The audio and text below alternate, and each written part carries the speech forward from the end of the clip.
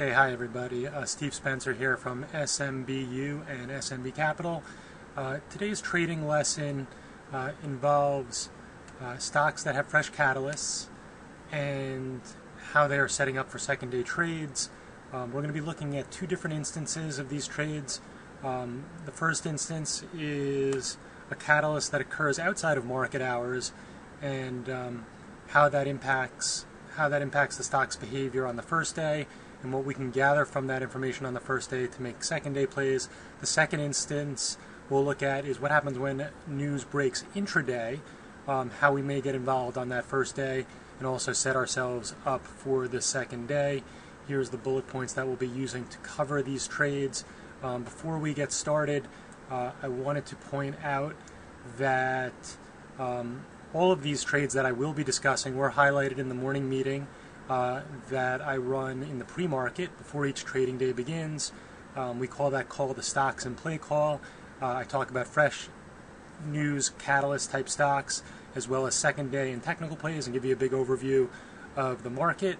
And then after that morning meeting is over, people switch over to our real-time chat room, which we call SMB Real Time, where you can actually see us taking positions in the things that were discussed in the morning meeting. So give those tools a try if you haven't already. And there's also archives of the morning meeting, so the things I'm talking about today, if you sign up for a trial or for a monthly membership, you can go back to the days that these stocks were in play or the second day trades, and you can actually see that I spoke about these trading setups before they occurred. And this is at smbu.com, and just go to the tools tab, and this will take you to either a trial or a monthly membership.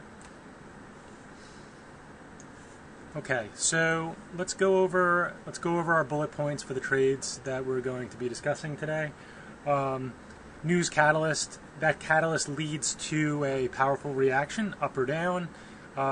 This basically means that large players are making moves in these stocks, and we want to be involved in stocks that large institutions, momentum hedge funds, bigger players are moving around hundreds of thousands or millions of shares. They leave a large footprint. Even in this day and age of HFTs, you still can see them stampeding to get in and stampeding to get out. And because we're not trading in that kind of size, as smaller players trading in the thousands of shares or less, we can take advantage of the bigger players trying to get in or out, usually for 1 to 3 days. You don't have to be the first person to get in. You can gather information, watch the initial price action, but you want to be in fairly early because one of the benefits or one of the techniques you want to use as a short-term trader is to use P&L from capturing the earlier part of moves to put on more risk or to be able to take on risk for that third and possibly fourth wave on a second day move that's had a catalyst. And then that brings me to the final point, which is I say don't be the 1,000th trader in. What I really mean by that is you have to be properly prepared, and when something sets up as a long or a short, and then you gather information with the price action, you need to get in there and you need to take advantage of that second, third, fourth wave, whichever you have. But you don't want to be that person who needs so much overwhelming evidence, has seen so many moves and so many consolidations, then you jump in. And I'll actually pull up an example of that. It shows a lack of confidence either in your trading ability or it shows that you're not actually properly prepared, tracking the stocks, the momentum stocks or the best stocks, and making sure that when they trigger above or below important levels, getting involved. And in this market, in a market like this, which is not a 2007-8 momentum type market, you need to make sure every day you're prepared to take advantage of the best trading opportunities. All right, without further ado, let's take a look at our first stock, and the first one we want to take a look at is FDX. And I'm going to go to the daily chart on this so we can see how this set up a couple of weeks ago. Here is the 6-month, and on this we can see that was in a very nice uptrend. We had a news catalyst here, earnings on March 20th, and it was gapping below. This 102.50 was our key level. And so I will just show you that on the longer term chart. And so what we do in these situations, when a stock is in an uptrend, apologize,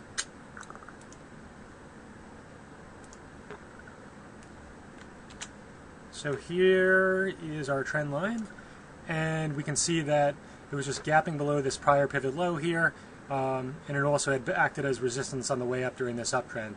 So the way that we look at these in a strong market, if they gap below the uptrend and recent longer term support is, we want to see if we want to trade those for a continuation of the gap or a fill, and in this case opened right below the level and the first move was to the downside, and so we were looking at that as a potential short. And we're gonna zoom in and look at this first day and why this was such a great trade on the second day. So again, if you missed it on the first day, it set up so nicely, closing at the low, and actually we'll zoom in on it just from an intraday perspective to see the clues that it was going to be quite good on the second day. And it was highlighted as at the top of the number second day plays on this back here on the 21st. And what we saw on this first day, I'll zoom in on this a little bit for you.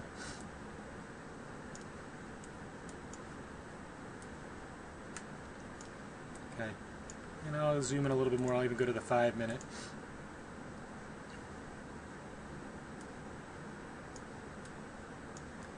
And what we can see when we look at the 5-minute is it opened right below this 102.50, which was the longer term level.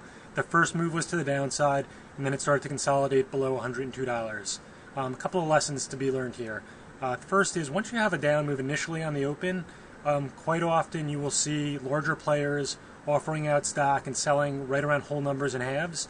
And so if you see a stock consolidating below a whole number and it was already in a downtrend and you wanted to trade on the short side, that's a perfect spot to take on defined risk to trade something on the short side. Then you can see the first bigger down move here to 10 o'clock was to 101. There was a little bit of a retracement right back up to where the initial down move started, and then started to hold below 101. And it was very clean for the entire day. Each retracement, after each retracement, it would consolidate and then break to the downside. You can see that happened here. It happened here again in front of 1 o'clock. And so every time you're seeing a retracement, the next wave is a downtrend. That's very important in terms of when you're trading a stock in a trend. When there's a retracement after any type of consolidation, the next move you want to be is in the direction of the original trend. Otherwise, there's a possibility of a reversal. It ends up closing at the low of the day. Next morning we come in. Great thing, it opens right by the afternoon consolidation, so you didn't really have to put on much risk for the second day play. And in this case, by the way, this would be something that we would, on our desk, we would teach a trader to swing this on the short side if they caught this downtrend. One of my pet peeves, and some experienced traders will do this, and they've earned the right to do it, is they'll miss this entire move from 102.50 to 99, then they'll see, oh, this is really weak, I'll try to capture the gap down the next day. The more sound thing to do from a risk management standpoint is to actually use some of the profits you've booked on day one to deal with that overnight risk and capture that second day play. In this type of market, you can get away with it sometimes if you haven't caught the big move because of the lower volatility. But nevertheless, you can see next morning, if you didn't take it overnight, you still could have gotten in right at $99 a share for the breakdown and the trend. And the next day, you saw about a 3.5 point down move. Clues that the second day is going to be clean like this are, number one, was the first day very clean? Was it a very clean downtrend without any major reversal attempts? And did it close bottom 10% of the range for the day? Gives me a lot of confidence. Even bottom 20% is okay, but bottom 10% you should be really confident in that second day follow through. The next one we want to take a look at is Oracle. Also had a catalyst outside of market hours. Let's take a look at the daily first.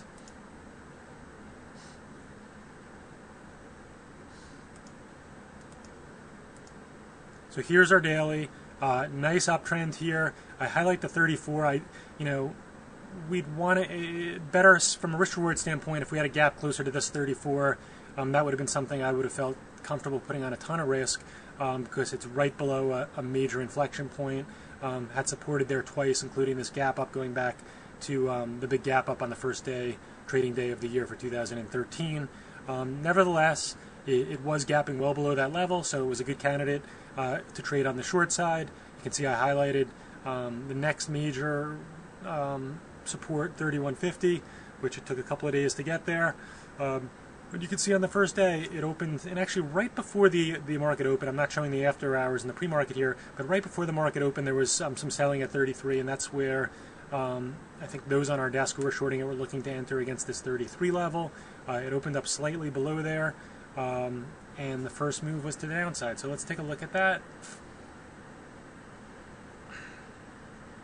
Here's the 15-minute, and here is the 2-week.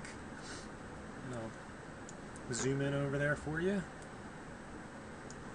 So this one played out a little bit differently than FDX in the sense that it opened below a whole number. First move was down, but they did actually, there was some disagreement here. You can see it retraces, it has a retracement, consolidates, and then moves to the upside. This was what I was talking about in FDX, that you didn't see that at all, and that should have kept you in the FDX trade the entire time, at least with a core, and have confidence for a close at the low of the day. In this case, Oracle was a little bit trickier.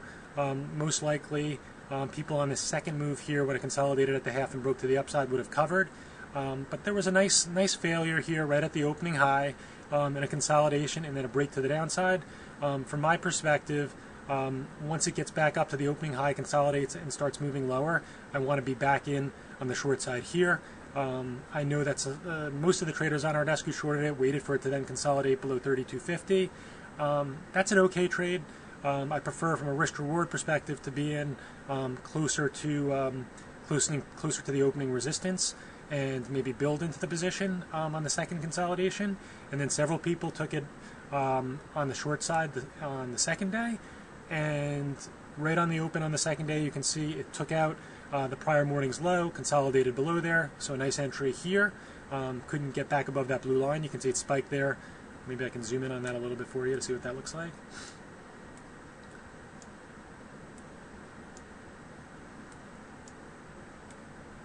So what you can see here on these, and these are candlesticks, and what you can see is these things called the wicks right here.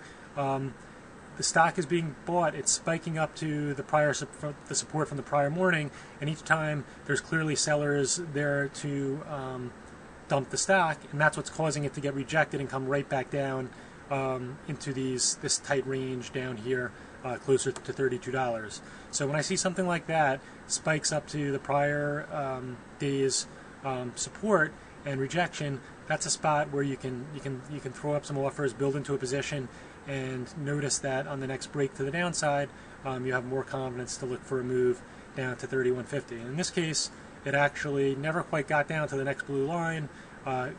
Basically, kept on popping up to 32 and failing, and popping up to 32, and then finally the next day came lower and took out that level. So there was some follow through on this one, but not as powerful, and certainly not based on the price action for the first day. You would think that maybe that was going to be the case.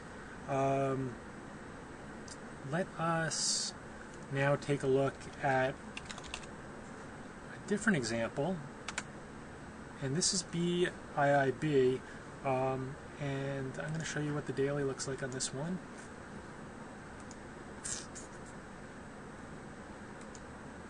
Okay, so this is one going in the other direction. The first two we looked at were nice uptrends, and they broke below their uptrends. In this case, we had an intraday catalyst where a very strong stock in an uptrend, which had been consolidating for 2 weeks.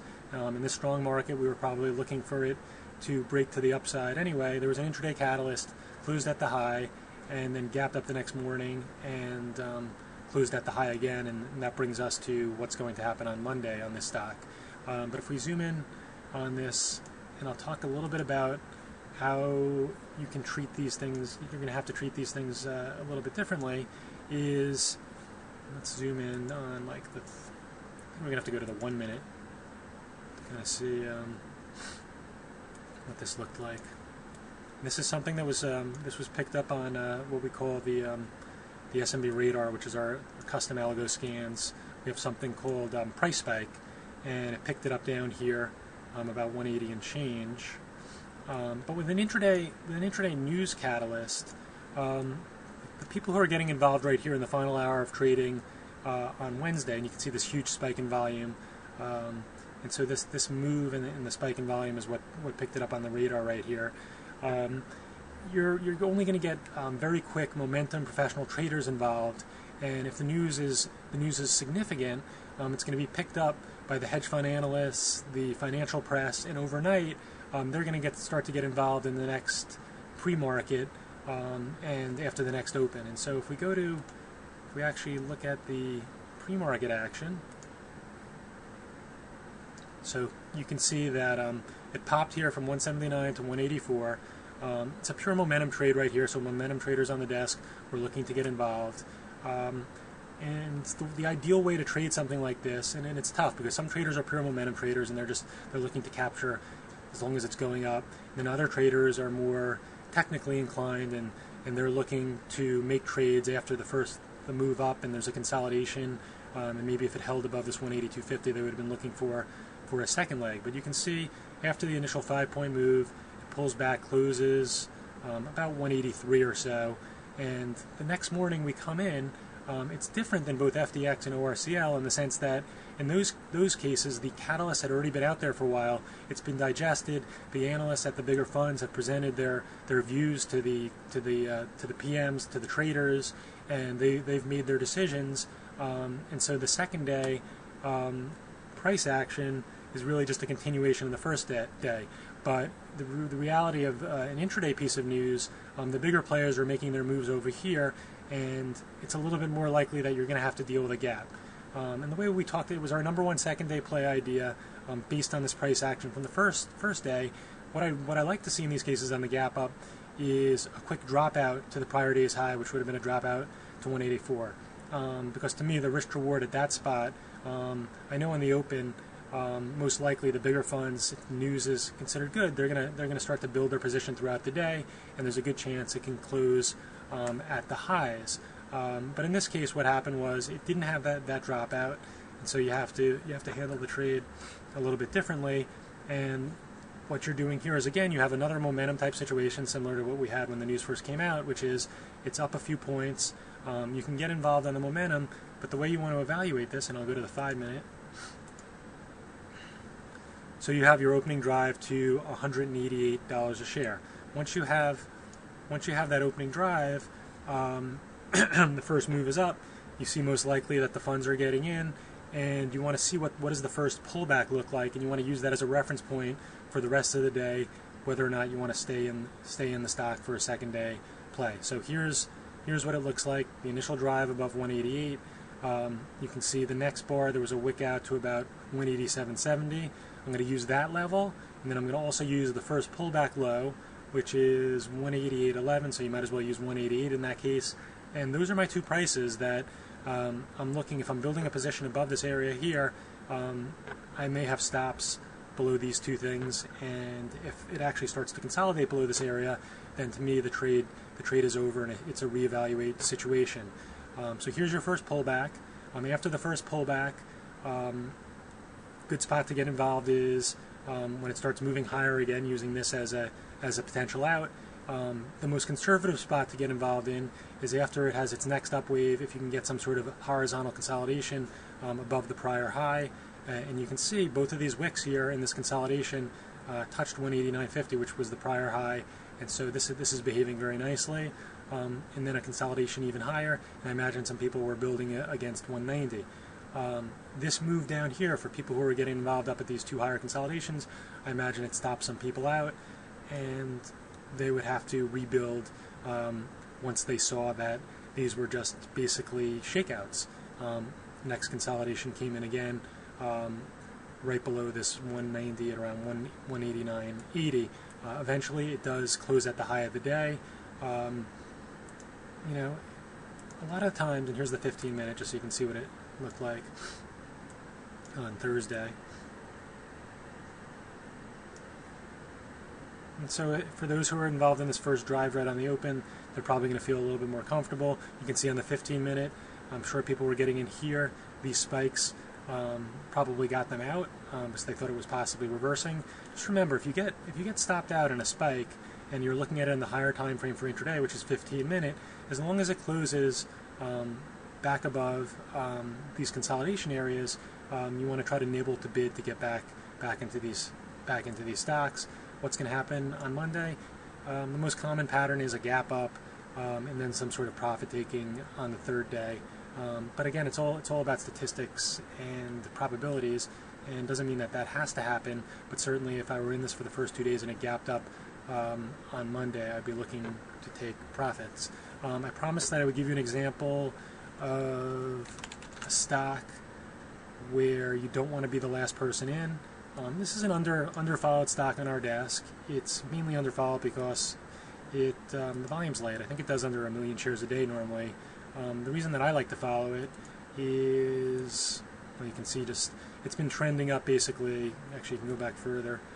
And the stock basically broke out. It first came on my radar around $40 a share back here last June, ran up to 70, and then started a really nice uptrend beginning in November from 48 and topped out in the mid-90s. So it was forming like a topping pattern here, and 80 had been supporting on the way up, and it had started like a little bit of a downtrend here. The longer-term uptrend was still intact, but about 2 weeks ago, and I'll go to the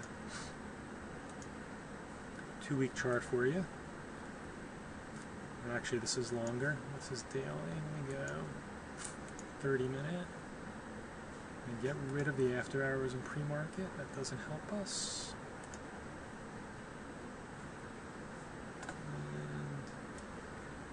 Okay, so you notice it makes a high, it comes back up here, lower high, then starts holding below 92, has a gap down this day, fills the gap, but the following day it sold again, and you can see both of these days here it supports at $86 a share. So you have a stock that was in a big uptrend, starting to show a little bit of weakness. You know, maybe this 86 is acting as support and it's going to make new highs, but you have a reference point, and if you're doing your homework, you have alerts set at this 86 level in PCYC, so if it actually gets below there, you can look for this type of trade developing, and that's just about proper preparation. So my point is this. You don't have to be in on the lower high at 92. You don't even have to be in on this day of the gap down. But once you have some reference points where you see that starting to get weaker and it's showing support, 86 twice, that you have alerts at 86, 85 and a half, 85, and once it starts to take out that low that it's establishing here, and the lower high and the lower low, maybe you get involved. What we talked about earlier, remember, was what we say when a stock gets through an important support level that's a whole number and it starts to hold below, that's a perfect entry. So if we zoom in on it,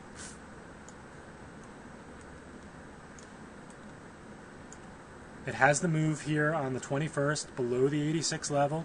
It holds below it. Prior support now becomes resistance. You enter small here, maybe a quarter position. Maybe you build into a half once you see it consolidating here for an hour or so. And the move doesn't really start till later in the day, but they crush it into the afternoon into some heavy volume. This actually becomes a second day play, takes out the prior day's low, and comes off for another 5 points. Desk is, one of the traders on the desk calls out to me, hey, what do you think about this PCYC? I'm in this consolidation down here at 76. My response is, are you kidding me? You weren't in at 86, you weren't in at 84, you weren't in at 80, you weren't in at the opening second day play. Now, after it's gone down 10 plus points, and it's still, it's still a stock that if you go back out to the daily,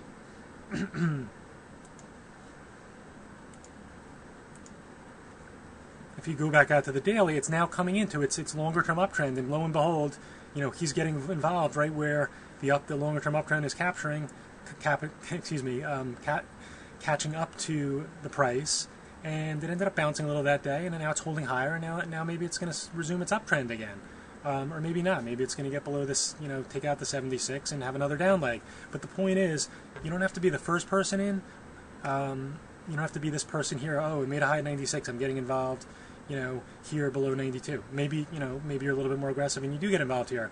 But stocks that are up a ton or down a ton, when they start to reverse, you don't have to be the first person or second person in. They'll move lower. But on the same token, on the flip side, you don't want to be the 1,000th person in as well, because everybody who needed to get out of this, who was caught in these 3 weeks of buying it above, $88 a share, they got out here. From 88 down to $80 a share. There was a little bit more selling the next day, people trying to capture the momentum. Maybe they caught some second day. So it's same things. Don't want to be too early, and you don't want to be too late.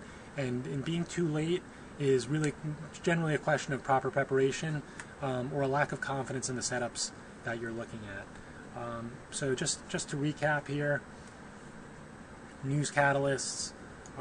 initial powerful reaction, that first day, how cleanly it trends, how close to the highs or the lows that it closes. That will give you an idea for the second day. The second day play is a trade that any experience level, the most novice traders can make. So you have well-defined risk below the first day's low or above the first day's high, depending on the direction of the initial trend. And certainly for more experienced traders, it's something that you can really put on a lot of risk and try to take advantage of. And to me, it's something that you need to have some type of position on 100% of the time. If you're not taking advantage of these trades, you're not really fully taking advantage of being a short-term trader who's following stocks with catalysts. Thanks for joining me today, and hopefully this lesson was useful.